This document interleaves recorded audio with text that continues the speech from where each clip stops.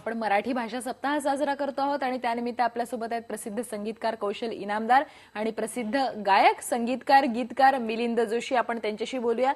आमची रिपोर्टर भाग्यश्री वंजारी तिथे आहे. भाग्यश्री, मगाशी मिलिंद आणि कौशलांनी फार सुंदर सांगितलं की मराठीतल्या ज्या वेगवेगळ्या बोली आहेत त्या बोलींनी मराठी भाषा किती समृद्ध झाली आहे, किती श्रीमंत झालेली आहे. आपण कालपासून एक बातमी आपण बघितली होती आणि ती म्हणजे जय होची, की ए.आर. रहमान याला ऑस्कर अवॉर्ड मिळालं. मराठीतल्या संगीतकारांबद्दल, मराठीतल्या एकूण संगीताबद्दल काय सांगतील? नक्कीच मी त्यांना नक्कीच विचारेन की जयहोचा जयघोष त्यांना कसा वाटला आणि ज्या प्रकारे सगळं काल पूर्ण असं म्हणतात दुमदुमून गेला असं म्हणायला हरकत नाहीये. त्याच्यामुळे पण खरंच आज जर एका ठिकाणी ए.आर. रहमान जो आजचा संगीतकार मानला जातो आणि त्याने जी ऑस्कर पर्यंत मजल मारलेली आहे, मला मिलिंद तुम्हाला पण विचारायचं आहे की आपल्या मराठी संगीतकारांबद्दल तुम्हाला काय वाटतं? मला आपल्या मराठी प्रत्येक मराठी संगीतकाराबद्दल नव्हे, मला प्रत्येक मराठी माणसाबद्दल अभिमान आहे. कारण की नशिबाने का होईना तो मराठी झालेला आहे. आणि मला इथे एक उल्लेख रहमानच्या कारणाने फार महत्त्वाचा करावासा वाटतो, कारण आपण तसा विषय बोलतो आहोत. जेव्हा ऑस्कर रहमानला दिलं गेलं त्यानंतर त्यांनी सांगितलं की मला प्रत्येक बक्षीस मिळाल्यानंतर एक वाक्य बोलतो आणि ते वाक्य तो त्याच्या मातृभाषेत तमिळमध्ये बोलला होता. अमेरिकेमध्ये जाऊन ऑस्कर सारख्या सोहळ्यामध्ये तमिळमध्ये वाक्य बोलणं ही गोष्ट हृदयातच असावी लागते. ती मला वाटतं मराठीबद्दल आपल्या प्रत्येकाच्या हृदयात असणं आवश्यक आहे.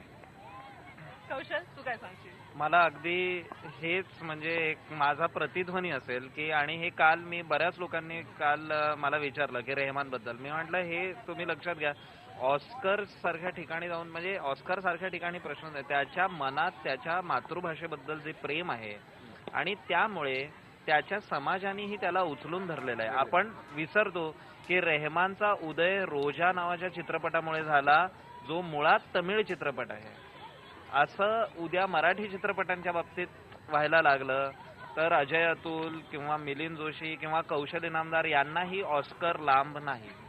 नक्कीच लांब नाही आणि तो तुम्हाला नक्कीच मिळवता येणार आहे. वसुंधरा, इतका छान आशावाद आपण सगळ्यांनी आता बोललेलो आहोत. पण वसुंधरा, मला अजून एक सांगायचं की मगाशी आपण भाषेबद्दल बोललो की भाषेतले वेगवेगळे ढब, पण असं अजून एक नवीन उल्लेखनीय अशी गोष्ट म्हणजे की कळ्यांचे दिवस ही जी कविता आहे, ज्याला मिलिंद जोशी आणि कौशल इनामदार या दोघांनी स्वतःच्या स्टाईलनं त्यांना एक संगीत दिलेलं आहे. तर आपण त्या कवितेबद्दल त्यांच्याकडून आधी गाऊन घेणार आहोत त्यांच्या स्टाईलने आणि नंतर त्या कवितेबद्दल बोलणार आहोत. मला पहिल्यांदा कौशल तुझ्याकडून ती कविता तुझ्या स्टाईलने ऐकायची. हा, मी जी चाल केली आहे ती अशी आहे की कळ्यांचे दिवस फुलांच्या राती, कळ्यांचे दिवस फुलांच्या राती, येती जाती येती जाती, कळ्यांचे दिवस फुलांच्या राती, येती जाती येती जाती, कळ्यांचे दिवस. मस्त, सुंदर कौशल.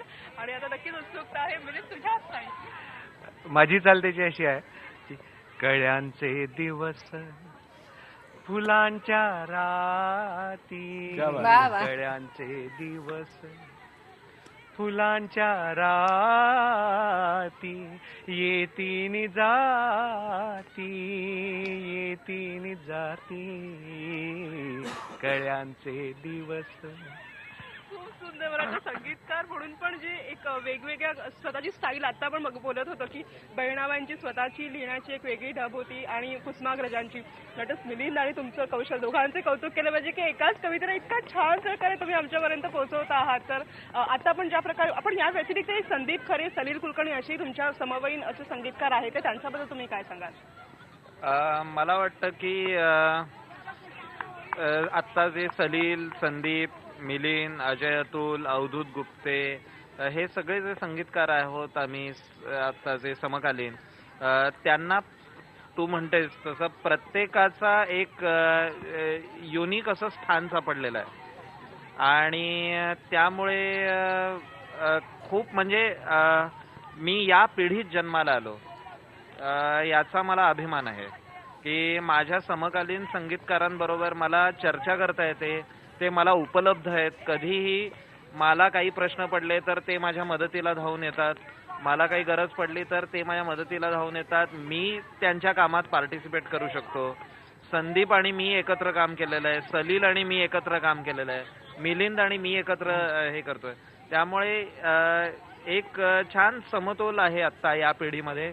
प्रत्येक जण आपापल्या तऱ्हेचं संगीत करतायत, वेगवेगळं संगीत करतायत. मला वाटतं आणि मगाशी तुम्ही मला जी गोष्ट सांगितली की मैत्री झाली किंवा